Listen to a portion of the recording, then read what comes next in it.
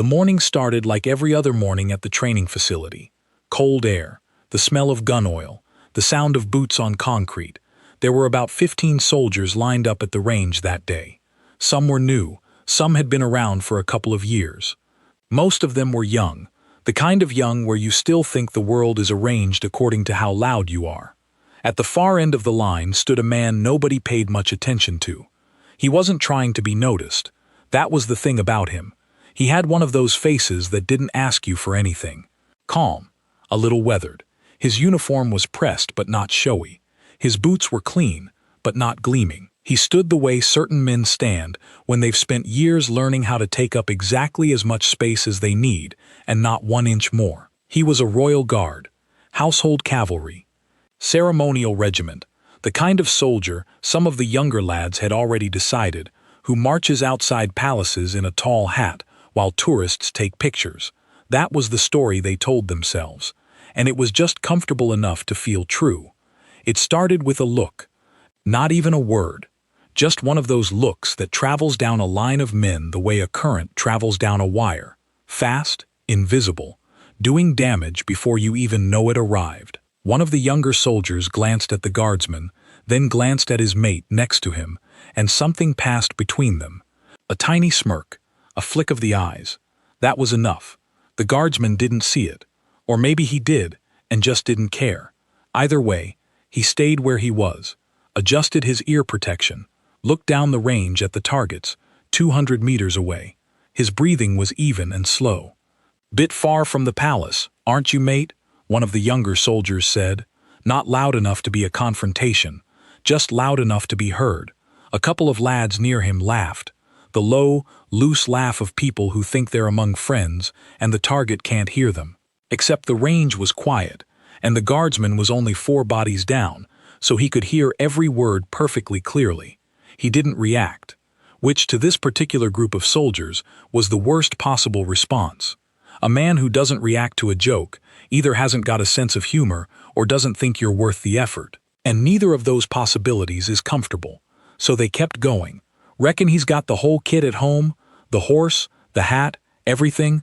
Probably takes the bearskin to bed. You think they actually load those rifles, or is it just for show? More laughter. Easier now.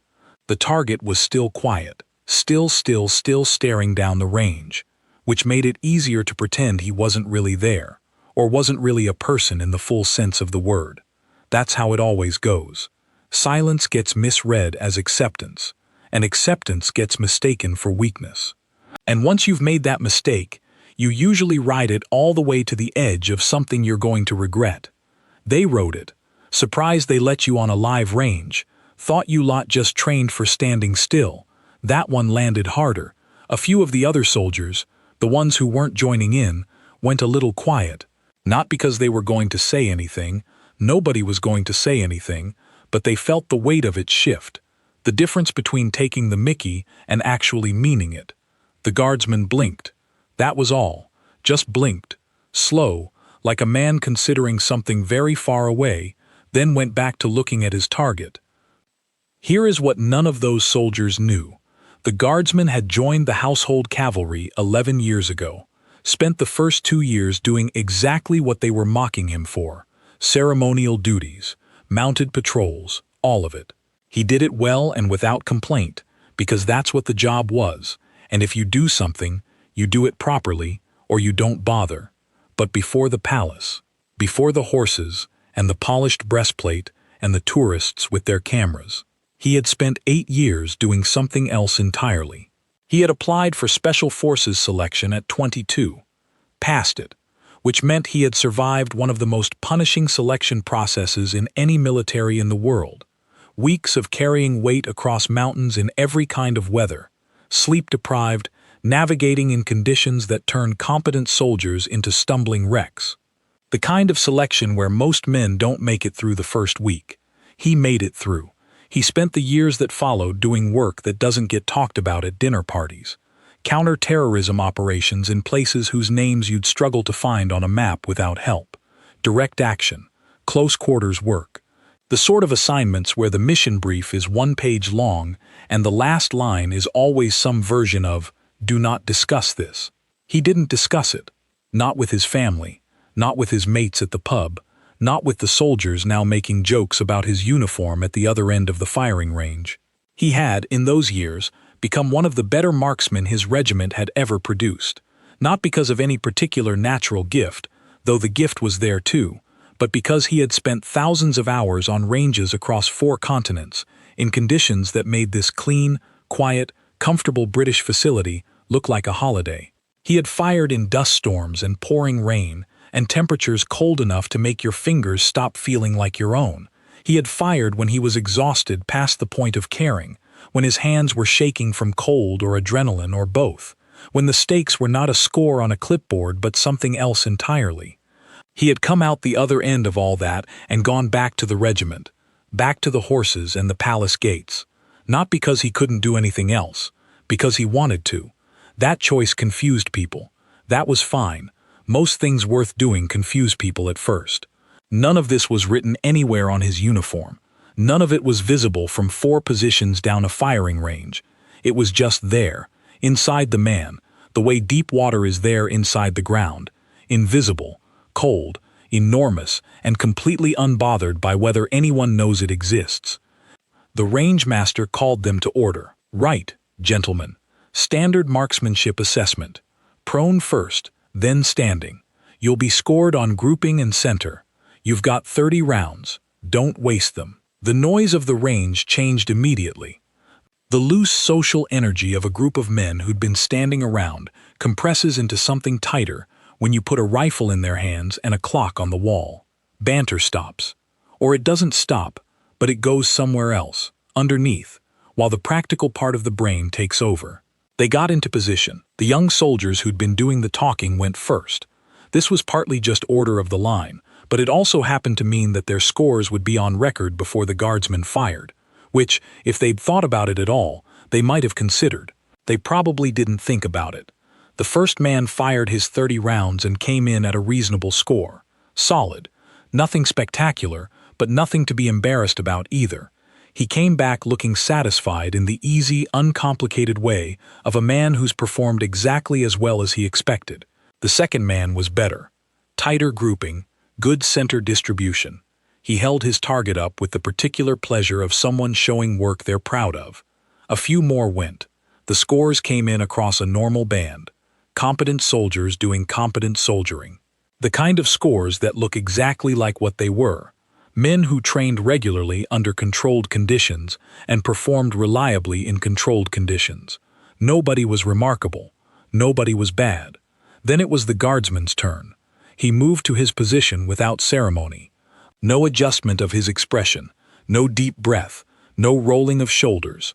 He just moved, in that economical way, and got into the prone position with the ease of a man who has done this so many times that his body remembers it before his mind gives the instruction. He picked up the rifle, settled it. The range went quieter than it had been all morning. It's difficult to explain this kind of quiet. It wasn't silence. There were still ambient sounds, the distant hum of the facility, the faint wind. But the human noise stopped. People stopped shifting their weight, stopped murmuring to each other. A few of the young soldiers who'd been chatting turned to look without quite knowing why. There is something about watching a person who is exceptionally good at something that has its own gravity. You don't always know you're seeing it. You just find yourself paying attention. He fired, not fast, not slow, in a rhythm that had nothing mechanical about it, and everything deliberate, each shot placed with the unhurried care of a man who has learned, at significant cost and over considerable time, that hurry is the enemy of accuracy. That stillness is not the absence of effort, it's effort refined past the point where effort looks like itself. 30 rounds. He stood up, set the rifle down, waited for the target. When the target came back, the range master stopped writing. He looked at the paper. Then he looked at the guardsman, then back at the paper. The grouping was central, not approximately central. Central the way a geometry problem is central. The way a thing looks when someone has done the right calculation and arrived at the correct answer, with no ambiguity and no luck involved. Every round in a cluster that the rangemaster later described, in a report he would write that afternoon. as, quote, the most consistent pattern he had recorded at this facility in 6 years of managing assessments. Not some of the rounds, all of them. 30 shots, one pattern. The kind of result that doesn't happen by accident and doesn't happen by talent alone. That kind of shooting is built. It is assembled over years, under pressure, in conditions that demand not just accuracy but composure, the ability to make your body do an exact and delicate thing while everything around you is doing its best to make that impossible. The young soldier nearest to him looked at the target. He looked at it for a long time. Then he looked at the guardsman, who was calmly removing his ear protection, folding it, setting it down on the bench beside him. He didn't say anything. None of them said anything. There was no confrontation. No dramatic speech, no moment where the guardsman turned to the young soldiers and delivered some version of the lesson they'd just been taught. That doesn't happen in real life. Or if it does, it happens in stories where the writer doesn't trust the moment to carry itself. This moment carried itself. The guardsman cleaned up his position, exchanged a few words with the rangemaster, practical words, the kind of conversation that's about logistics and nothing else. Then he walked to the van with everyone else, and the drive back to the facility was one of the quietest drives any of them had taken in recent memory. People stared out of windows, watched the countryside go past. The young soldier who had made the crack about the rifles being decorative had his hands in his lap and was looking at nothing in particular with the expression of a man replaying a tape in his head and finding that it doesn't get better on second viewing. It doesn't. That's the thing about that kind of mistake. You think it's going to fade, because most embarrassments fade. The ones that don't are the ones where you were wrong about something you were certain you were right about, where the confidence was the problem, not just the conclusion. Those ones stick. They should stick. They're supposed to. Later, in the debrief room, someone asked the rangemaster about the scores. He read them out in order. When he got to the last score, the guardsman's, he read the number and then just moved on to the next item on his list, the way rangemasters do, because their job is to record results, not perform surprise. But the number sat in the air of that room for a moment after he said it. A couple of the younger soldiers looked at each other. Not with the loose, conspiratorial look they'd shared that morning on the range. A different look, smaller, more careful. The guardsman wasn't in the room. He'd had somewhere to be, which was almost worse, in a way. There was no face to look at, no person to direct the realization toward. Just the number, and what the number meant, and the memory of a man standing very still at the far end of a firing line, not reacting, not bothering, looking down a range at targets that he would hit, every single one of them, with a consistency that had nothing to do with showing off and everything to do with who he actually was. Here is the thing about assumptions. They're not really about the person you're making them about. They're about you, about the story you need to be telling yourself in order to feel a certain way about your own position. If he's decorative, you're substantial. If he's playing dress-up, you're doing real work. If his rifle is just for show, yours means something that his doesn't. It's a clean little architecture of comfort. It works perfectly well, right up until reality decides to weigh in. The young soldiers on that range weren't bad men. They weren't even particularly cruel. They were just doing what young men in competitive environments have always done, finding the edge of the group, the person who looks like an easy target, and using them to establish something about themselves. The problem wasn't the cruelty. The problem was the ignorance. You cannot look at a man's uniform and know what's inside it. You cannot look at what someone does now and assume you know what they've done. You cannot look at a man who stands quietly at the edge of a conversation and conclude that the quiet means empty. Sometimes quiet means full. Sometimes it means the man has been in enough rooms where the noise was real, where raised voices and loud confidence preceded catastrophe, that he has learned to save his volume for something worth spending it on. And sometimes he's just waiting for the target to come back. One of the soldiers, not the loudest one, but not an innocent bystander either, went to find the guardsman a few days later. He didn't go with a speech prepared. He wasn't sure what he was going to say. He found him in the vehicle bay, doing something routine with a piece of equipment, the kind of task that gives your hands something to do while you think. "That was good shooting the other day," the soldier said. The guardsman looked up, waited a moment, then nodded. Thanks. Pause. Were you, the soldier started, then wasn't sure how to finish the sentence in a way that didn't sound like he was trying to get something. An explanation, a credential, something that would make the gap between expectation and result feel smaller. Long enough for the soldier to hear what he was really asking, then he just went back to what he was doing. Range is Tuesday, he said. If you want to come early, there's a breathing technique that'd probably help your standing position. That was it. No speech. No score settling. No version of, now do you understand who you're dealing with? Just a practical offer, made without warmth or coldness, the way a man offers something when he simply doesn't have the energy for drama. The soldier came early on Tuesday. He learned the breathing technique. His standing position improved.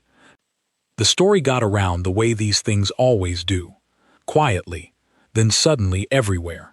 By the time it made its second circuit of the facility, some of the details had grown. The score was described as even higher than it was. The grouping became the stuff of mild legend.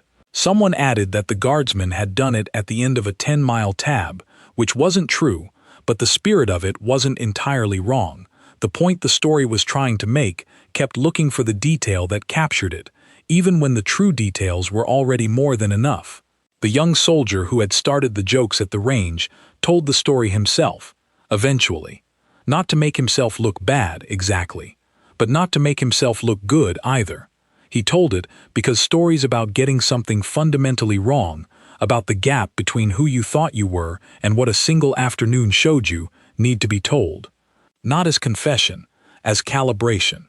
He told it at a pub one evening, to a group of new arrivals who were doing the thing young soldiers in new environments always do, mapping the landscape, figuring out who's who, deciding where the line between caution and contempt should go.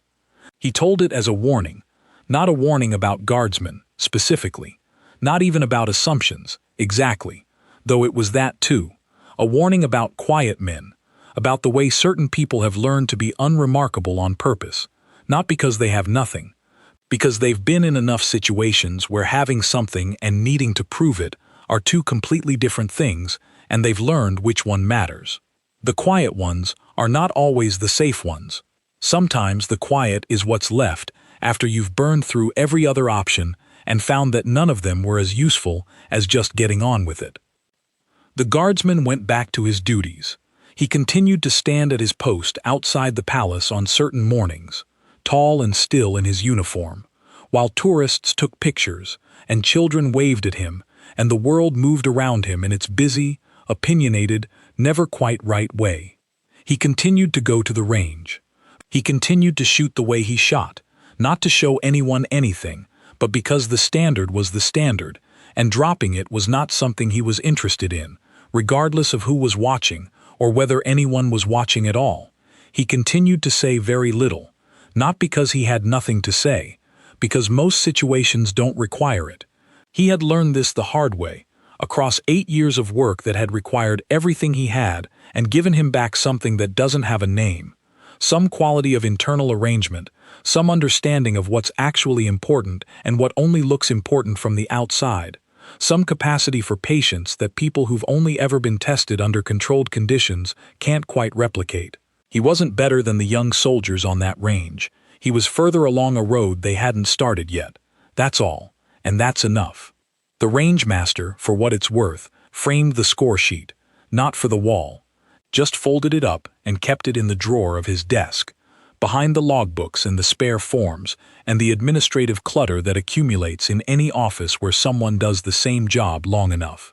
He took it out occasionally, not often, but when he had a group of new assessments coming through, especially the noisy ones, the ones who came in already certain they knew how the day was going to go, he'd sometimes take it out and look at it for a moment before the session began. It reminded him of something useful, that the score on the paper doesn't care about the reputation that walked in before it, that the target doesn't know who you told people you were going to be, that at 200 meters, the only conversation happening is between the barrel and the point of aim and the still, patient center of the person behind the rifle, and that some people, not many, but some, have made that conversation the simplest, most natural thing in the world, not by talking about it, by doing it, quietly, for years, in places you'll never know about, until it doesn't feel like discipline anymore, until it just feels like breathing.